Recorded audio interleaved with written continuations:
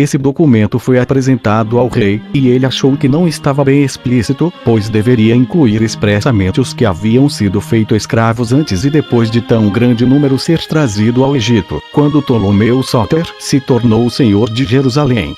Ele queria, por uma bondade e magnificência reais, conceder a esses a mesma graça. Então ordenou que se tomasse a quantia necessária dos cofres dos tributos, para que fosse entregue aos tesoureiros e distribuída aos soldados como o resgate desses judeus. A ordem foi executada em 7 dias, e veio a custar ao soberano 460 talentos, porque os senhores dos escravos judeus cobraram também pelas crianças as 120 dracmas de que falava a ordem real.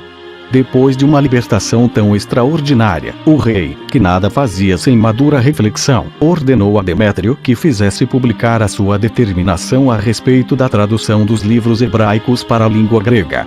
Registrou seu pedido apresentado a sua majestade por Demétrio, bem como as cartas escritas a esse respeito. O número é a riqueza dos presentes que foram enviados a fim de se dar a conhecer a extraordinária magnificência do soberano e o que os operários haviam feito como contribuição para a arte.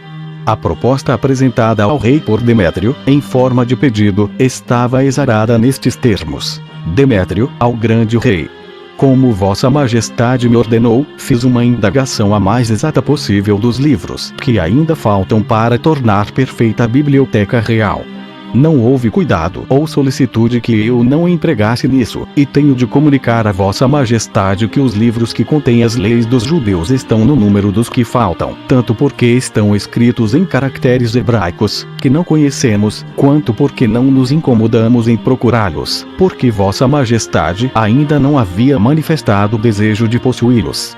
No entanto, é necessário possuí-los e que sejam fielmente traduzidos, porque contêm as mais sábias e perfeitas leis do mundo, pois foi o próprio Deus quem as outorgou, o que fez o historiador Hecateu Abderita dizer que não há poeta nem historiador que tenha falado assim, nem homem que tenha cumprido o que elas determinam, porque, sendo todas santas, não devem estar na boca dos profanos. É necessário, pois, se Vossa Majestade bem o julgar, que se escreva ao sumo sacerdote dos judeus para que ele escolha, entre os principais de cada tribo, os mais inteligentes e os que conhecem com mais perfeição essas leis e vô-los envie, a fim de que se reúnam e façam uma tradução exata e capaz de satisfazer plenamente os desejos de Vossa Majestade. Depois que o rei leu essa petição, ordenou que se escrevesse conforme o que nela se dizia a Eleazar, sumo sacerdote dos judeus, e determinou que se desse liberdade a todos os judeus que eram ainda escravos no seu reino.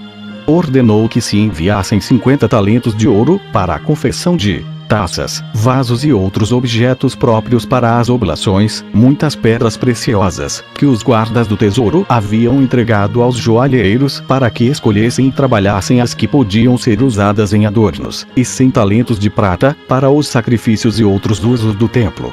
Falarei das obras e dos ornamentos em que foram empregados, mas é preciso antes apresentar uma cópia da carta escrita ao sumo sacerdote e dizer de que modo ele foi elevado a essa dignidade.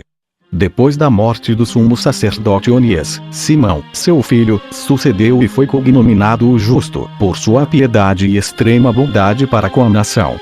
Deixou apenas um filho, de nome Onias, tão jovem que Eleazar, irmão de Simão, de quem se trata agora, exerceu no lugar dele o sumo sacerdócio. Foi a esse Eleazar que Ptolomeu escreveu a seguinte carta: O rei Ptolomeu a Eleazar, sumo sacerdote, saudação. O falecido rei, nosso pai, tendo encontrado em seu reino vários judeus que os persas para lá haviam levado como escravos, tratou-os tão favoravelmente que os engajou em grande parte no seu exército, com bom soldo. Colocou vários deles como guarnição em diversos lugares, confiando-lhes até mesmo a defesa. Isso os tornou temíveis aos egípcios. E nós, depois de nossa ascensão ao trono, não lhes testemunhamos menos bondade, particularmente aos de Jerusalém, pois pusemos em liberdade mais de 100.000 deles depois de pagar o resgate aos seus senhores, tanto estamos persuadidos de nada mais poder fazer de agradável a Deus para agradecer-lhe a dádiva de haver colocado o cetro em nossas mãos para o governo de tão grande reino. Fizemos também alistar em nossas tropas aqueles que pela idade são os mais aptos a pegarem armas, e destacamos mesmo alguns deles para servir junto de nós, como prova de nossa confiança na sua fidelidade. Mas, para vos mostrar mais particularmente a nossa afeição pelos judeus de todo o mundo, queremos que se traduzam as vossas leis do hebraico para o grego, e colocaremos essa tradução em nossa biblioteca. Assim, far-nos-eis coisa muito grata se escolherdes em todas as vossas tribos pessoas que, pela idade e inteligência, tenham adquirido um grande conhecimento de vossas leis e sejam capazes de as traduzir com exata fidelidade. Não duvidamos de que essa obra, saindo como nós esperamos, nos trará grande glória.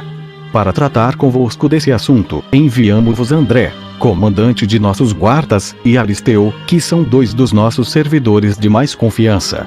Eles vos estão levando, de nossa parte, 100 talentos de prata, para serem empregados nas oblações dos sacrifícios e em outros usos do templo. Esperamos a vossa resposta, e ela nos causará grande alegria.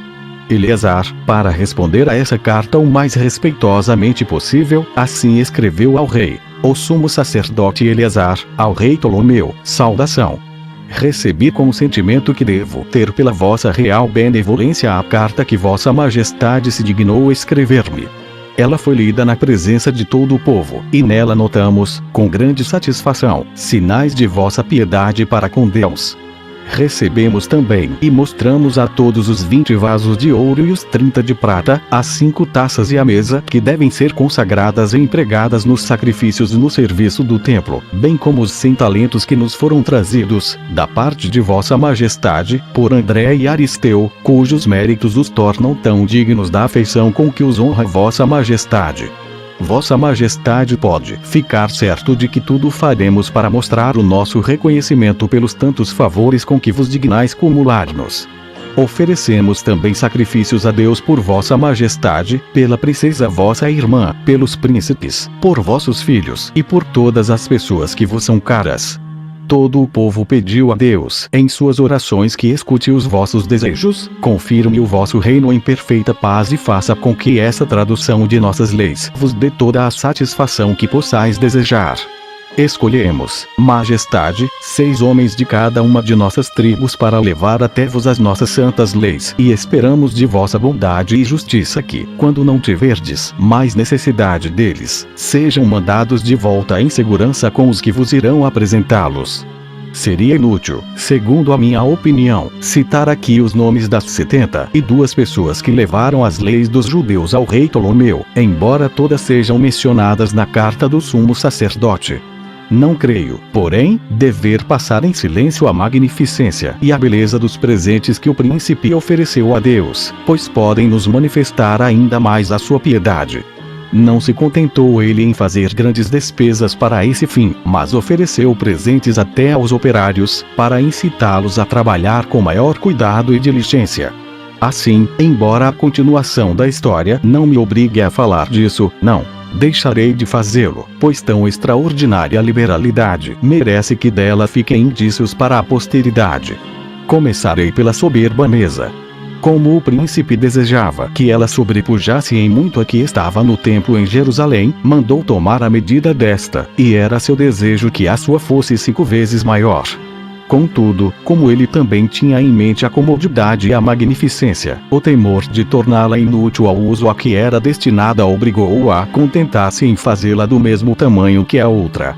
Todavia, para embelezá-la e enriquecê-la, usou o mesmo que teria gasto para fazê-la maior, pois era perito em todas as artes e tão hábil em inventar coisas novas e admiráveis que ele mesmo fornecia os desenhos aos operários e os instruía sobre a maneira de executá-los. O comprimento da mesa era de 2,5 côvados, a largura, de 1 côvado e a altura, de 1,5 côvado. Era de ouro maciço, muito puro. As bordas, cuja largura era de 1 palmo, tinham florões em relevo, também em escultura, dispostos ao redor de alguns cordões muito bem trabalhados.